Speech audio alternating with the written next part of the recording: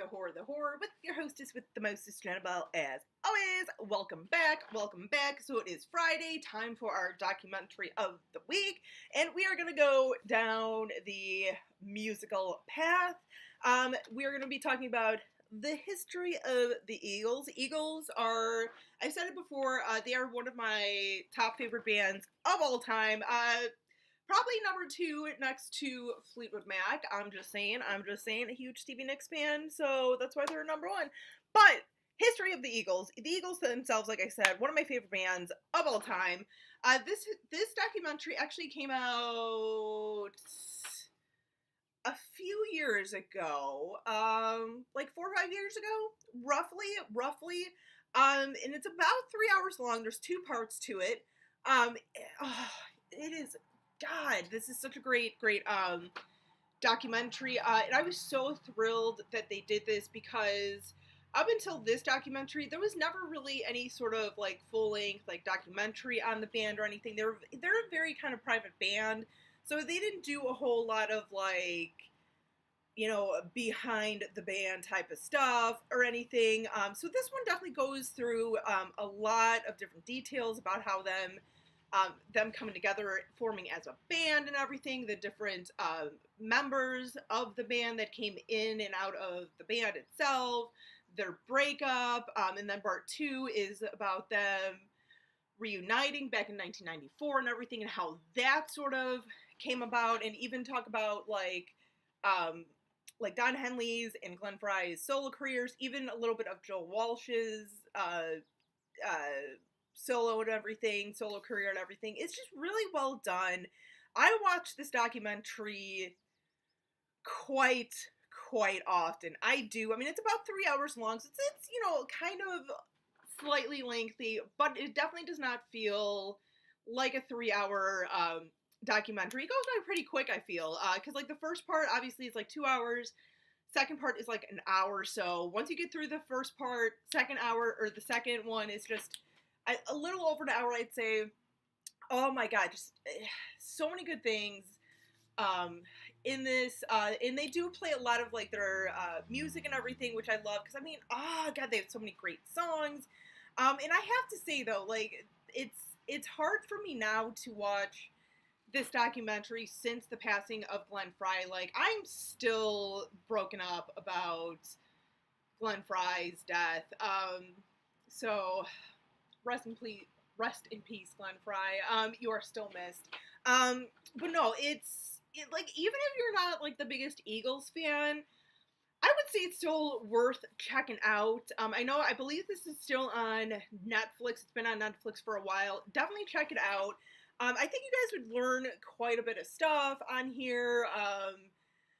You know, just about how, like, certain members ended up leaving and certain members, like, getting into the band and everything. Like, Joel Walsh, like, you know, I think it's pretty fascinating how he kind of ended up in the band, because it was, like, as Bernie Taupin was leaving the band, he was kind of kicked out after an incident backstage after a concert or something, of like pouring a beer on like Glenn Frey's head or something, just out of like just kind of being like upset or something, and also too kind of being a little disinterested in the band and everything. So there's a couple of things that, like, you know, they just kind of mutually decided to break up or like break away from each other. And then he kind of officially knew that he was out of the band when he kind of went to go see them play one night, and like Joe Walsh came out on stage and everything, and Joe Walsh actually got in to the band because Bill Szymczyk, who was their like producer and like engineer and everything, had worked with Joe Walsh and with him as solo artist and with the James Gang, and, you know, kind of was like, hey, why don't we, you know, try Joe out and everything. He's an amazing guitarist. I think this is really what you need in the band to make it more legit and everything. And, you know, that's kind of how Joe Walsh got into the band, because it's like he definitely, of all the Eagles that ever existed, like, he's so kind of different from them. You know, he's much more rock and roll and everything, and you could tell like the difference between was it On the Border to um no, not On the Border. I don't know, the one right before the album right before Hotel California and Hotel California itself. There is definitely a bit more of like a rock edge to it and everything, and even saying how like different things that like certain songs coming up and everything, like perfect example, Life in the Fast Lane. You know, they kind of stumbled upon that because they were like rehearsing one day or whatever, and Joe Walsh was saying like, you know, he was just doing this kind of like finger exercise just to get like coordinated and like stretching out his fingers and everything, and it was that like opening chord progression of Life in the Fast Lane, that ding ding ding ding ding, you know, that sounded more like hillbilly banjo. Sorry. No, but like that opening, like the opening guitar